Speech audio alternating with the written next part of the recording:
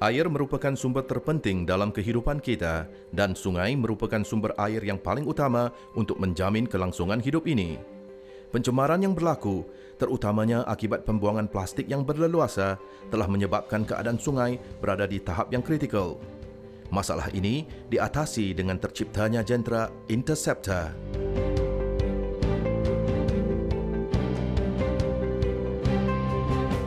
Nama saya Syaiful Azmin bin Nordin. Saya merupakan pengarah urusan landasan lumayan Sdn Bhd.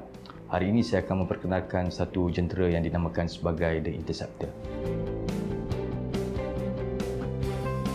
Secara ringkasnya, fungsi utama The Interceptor ini ialah untuk memerangkap sampah-sampah yang terapung di sungai. Di sepanjang Sungai Kelang ini kita ada 7 log boom, dan log boom ini merupakan permanent structure.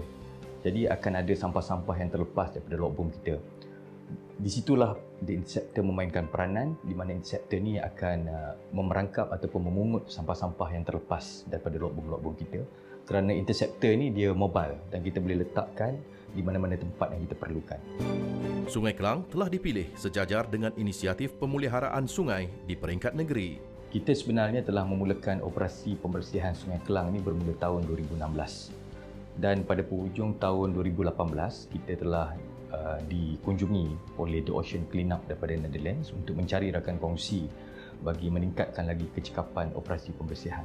The Ocean Cleanup ni merupakan suatu NGO daripada Netherlands yang memfokuskan kepada pembersihan laut dan pembersihan sungai. Dari segi mengeluarkan plastik-plastik di sungai dan di laut. Menurut kajian daripada The Ocean Cleanup, 1,000 rivers in the world contribute to 80% of plastic problem. So, jadi target utamanya ialah untuk mengurangkan plastik untuk sampai ke lautan.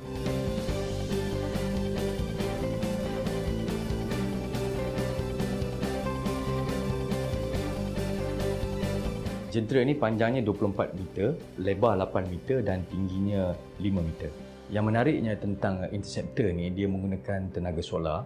Dia mempunyai 24 solar panel, tidak menggunakan tenaga manusia, and it is environmental friendly.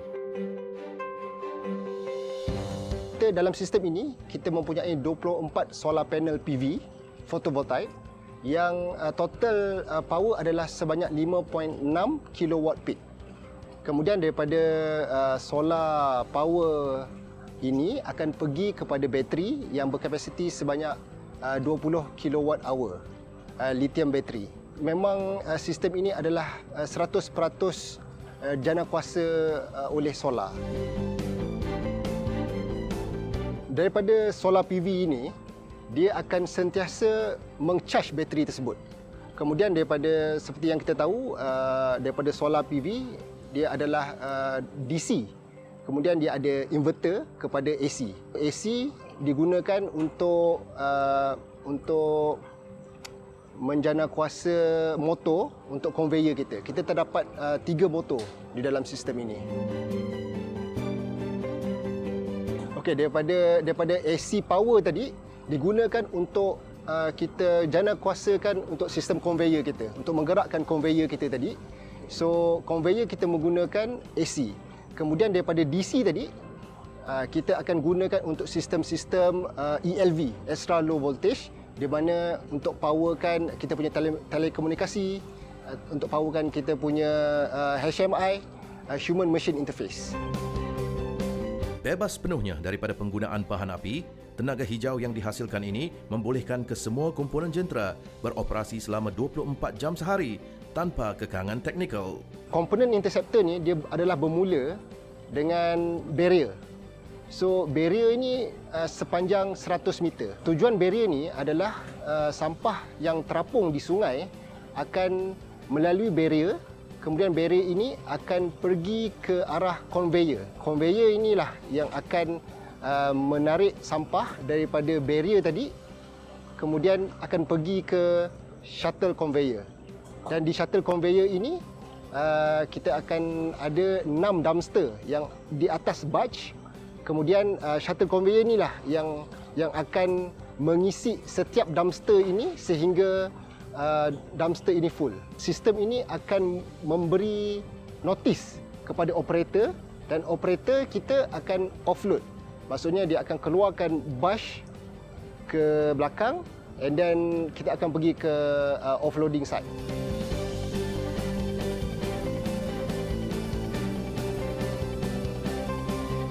Dari segi kapasiti, interceptor ni dia mampu memerangkap 50 metrik tan sampah sehari. 50 metrik tan sampah ni bersamaan dengan 3 buah lori sampah.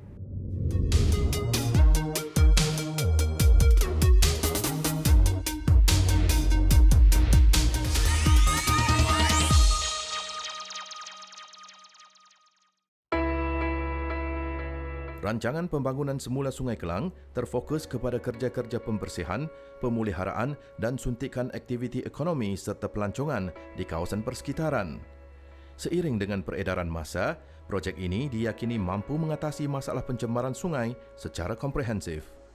Jalan penyelesaiannya juga mengambil kira aspek pengendalian jentera yang praktikal dan kos penyelenggaraan yang minimum. Memandangkan The Interceptor ni menggunakan tenaga solar, penyelenggaraan adalah amat minimum. Kita cuma perlukan penyelenggaraan dalam tempoh beberapa hari dalam sebulan untuk membuat pembersihan di bahagian luar dan dalam The Interceptor dan juga pemeriksaan kepada komponen-komponen penting terutamanya sensor. Sejak pelancarannya, jentera canggih ini sudah mula mengubah landscape persekitaran, kualiti air dan sistem ekologi di Sungai Kelang.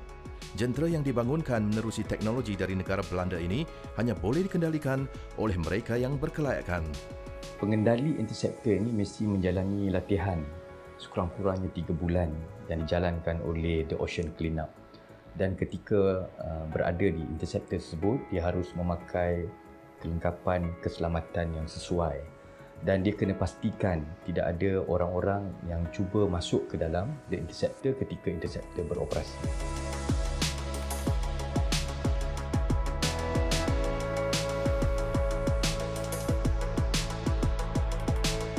Berdasarkan perjanjian kita dengan The Ocean Cleanup, interceptor ini akan berada di Malaysia, di Sungai Kelang untuk tempoh setahun. Dan dalam tempoh setahun ini kita harus memenuhi ataupun mencapai key performance indicator. Dan jika kita performance kita memuaskan hati, dan kita akan continue penggunaan interceptor ini untuk tempoh-tempoh akan datang. Antara KPI utama ialah interceptor ni harus beroperasi 80% of the operation time. Maksudnya kalau dalam tempoh setahun tu, sekurang-kurangnya interceptor ni harus beroperasi dalam 200 hingga 250 hari untuk tempoh setahun tersebut. Komitmen ini wajar diberikan prioriti utama agar kelebihan jentera ini bukan saja dapat dimanfaatkan di sepanjang Sungai Kelang, malahan kejayaannya kelak boleh diaplikasikan kepada projek dan sungai lain di serata pelosok negeri berikutan cara operasinya yang mudah, efisien dan seragam. Sekarang ni saya nak tunjukkan sistem HMI. HMI adalah Human Machine Interface by TOC. Dia sediakan user friendly punya interface lah. Okey, sampah tadi akan ditarik oleh conveyor. Kemudian conveyor sampah tadi dia akan pergi ke shuttle conveyor. So shuttle conveyor ini bertujuan untuk memasukkan sampah ke dalam 6 dumpster tadi. So ini adalah susunan 6 dumpster. So shuttle conveyor ini dia akan masukkan sampah based on algorithm yang disediakan dalam sistem. So dia akan masuk yang pertama ke dumpster pertama, and then 6, and then 2, and then 5, and then 3 dan 4. Dia buat macam ni sebab dia nak bagi balance. So that brush tadi dia akan berada dalam keadaan stable lah. So setelah penuh semua sampah di dumpster ini, maksimum kapasiti adalah 10 tan. So bila sampah ni semua dah penuh, dia akan bagi notis kepada interceptor, kepada operator kami, dan pihak operator akan offloading brush ini ke offloading site di Sungai Pinang. Kredibiliti jentera ini sudah diperakui dunia. Apa yang lebih penting adalah kesedaran dan sikap masyarakat kita sendiri terhadap darjah pencemaran sungai yang sedang berlaku di negara kita. Antara cabaran utama dalam kita menjalankan operasi interceptor ni ialah jenis sampah di Sungai Kelang. Kita ada sampah yang besar seperti tayar lori, perabot-perabot yang besar dan peralatan elektronik. So jenis-jenis sampah ini akan menyebabkan kerosakan kepada interceptor kita. Cabaran kedua ialah arus Sungai Kelang yang deras, yang mana arus Sungai Kelang ini akan mengganggu operasi pembersihan ataupun operasi interceptor kita. Semua cabaran ini hanya memacukan semangat dan kekuatan untuk meneruskan harapan baharu negara. Harapan saya agar interceptor ni bukan saja dapat digunakan di Sungai Kelang tetapi di sungai-sungai lain di Selangor dan seterusnya di sungai-sungai di seluruh Malaysia, kerana pencemaran sungai ini amat kritikal pada masa ini. Sekiranya kita dapat membersihkan sungai, kita akan dapat mengembalikan ekologi sungai yang baik dan kita akan dapat menyediakan environment yang kondusif untuk generasi yang akan datang.